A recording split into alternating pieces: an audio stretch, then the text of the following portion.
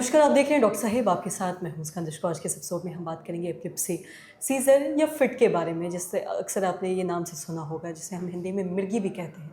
बहुत सारे लोगों को मिर्गी की समस्या होती है। इसका कारण क्या होता है लोगों को यही नहीं पता होता है कि किन कारणों की वजह से उन्हें मिर्गी आ सकता है।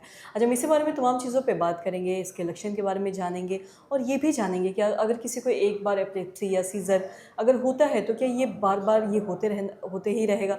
इसी बारे में तमाम चीज़ों पर बात करने के लिए आज हमारे साथ मौजूद है बिहार के जाने माने neurologist doctor Yogesh Kumar sir. नमस्कार, बहुत बहुत स्वागत है। नमस्कार सर, अगर मिर्गी के बारे में बात करें, जैसे हम एपिलेप्सी, फिट या फिर सीजर भी कहते हैं, हम अक्सर इस नाम से सुनते हैं, किस कारण की वजह से होता है अक्सर लोगों में? ये क्या कोई एक न्यूरोलॉजिकल प्रॉब्लम है, किसी बीमारी की वजह से होता है, क्या होता है, इस बारे में थोड़ा बताएं। नमस्कार। जैसा कि आप पूछ रहे हो मुझसे कि ये फिट्स है, सीजर है, एपिलेप्सी है, मोर और लेस ये रिलेटेड है। फिट्स एक एपिसोड, जब एक एपिसोड होता है तो उसे हम फिट्स बोलते हैं या सीजर एपिसोड बोलते हैं। और जब ये मल्टीपल टाइम्स बार बार ये होते हैं तो उसी बीमारी का एक नाम दिया जाता है जिसको हम एपिलेप्सी बोलते हैं।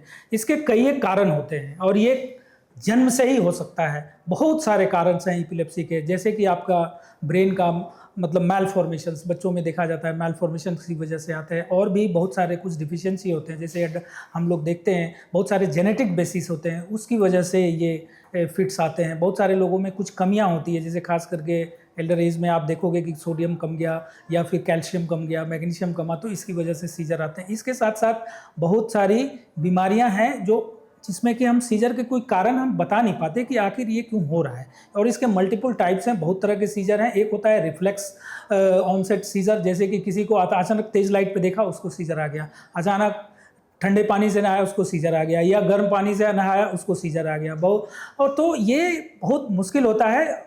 पेशेंट्स को हमें देखना होता है, उनसे अलग अलग तरीके के बारे में उनसे पूछना होता है, उनसे जानना होता है ये क्यों हुआ, कब हुआ, कैसे शुरू हुआ, कितने टाइम ये रहा, उस दौरान क्या हुआ।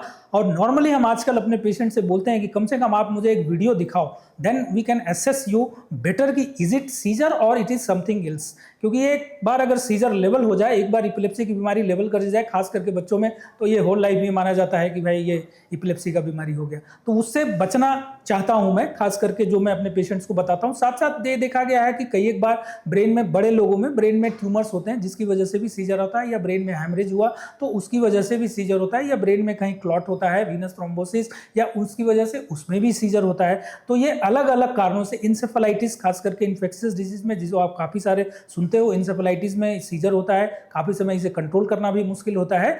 तो ये सीजर है मल्टीपल एपिसोड, इसको एपिलेप्सी बोलते हैं। इसके मल्टीपल कारण होते हैं, ये अलग अलग एज में आते हैं, अलग अलग कारण होते हैं, अलग अलग तरीके से इनको ट्रीट किया जाता है। बट जब भी फर्स्ट टाइम हमारे पास पेशेंट्स आता है, हम इसकी पूरी जांच करते हैं, हम पता करने की कोशिश करते हैं कि आखिर यो क्या। बहुत बार हम इसके कारणों का पता लगा पाते हैं, बहुत बार हम इसके कारणों का पता नहीं लगा पाते हैं, बट इलाज चलता है, इलाज उनका स्टार्ट होता है और इलाज चलता है। और सबसे ज़्यादा ज़रूरी होती है drug compliance. Patient generally drug छोड़ देते हैं, कितने टाइम दवा खाएंगे, क्यों खाएंगे, इतना बार क्यों खाएं, ऐसा नहीं सोचना है। अगर ये प्रूव्ड है क्लिनिकली एंड डायग्नोस्टिकली, जांच वाइज भी हमने ये प्रूव कर दिया कि ये सीजर है, ये एपिलेप्सी है, तो उसके लिए उनको दवा खानी पड़ती है, डॉक्टरों की सलाह माननी पड़ती है। बट इसका इलाज संभव है, आपका लाइफ बेहतर हो सकता है, आप अपना काम, प्रोफेशन बेहतर तरीके से कर सकते हैं। Thank you, best of luck. और साथ ही सर, एपिलेप्सी के बारे में आपने बताया कि ये कई बार ऐसा देखा जाता है कि कोई काम कर रहे हैं या कहीं गए हो, एकदम से उन्हें अगर सीजर होता है,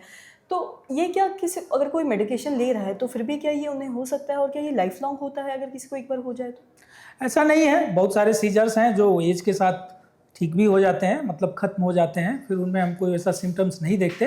बट बहुत सारे चीज़ों में ये देखा गया है, बहुत सारे पेशेंट्स में जो इडियोपैथिक एपिलेप्सी जिनको हम बोलते हैं, idiopathic generalise onset epilepsy, generally देखा जाता है कि बहुत बार ये कंट्रोल होना मुश्किल होता है। जैसे ही आप पेशेंट दवा छोड़ते हैं, उनको फिर से फिट्स आने लगते हैं। ऐसे केसेस में उनको होल लाइफ दवा खाने की सलाह दी जाती है बहुत, और उनका खास करके लाइफ रूटीन को भी व्यवस्थित करने की ज़रूरत है। Late night, carbonated drink, excessive stress, long screen time, many a times ये सारी चीज़ आपका प्रोवोकेशन फैक्टर होता है, जिसकी वजह से आपके फिट्स बहुत सारे हैं कि आप ड्रग कंप्लायंस आपका बेटर नहीं होता है तो भी आप ये फिट्स आपका प्रोवोक कर जाता है और आपको सीजर एपिसोड हो जाते हैं, and then you have to continue on the medicine.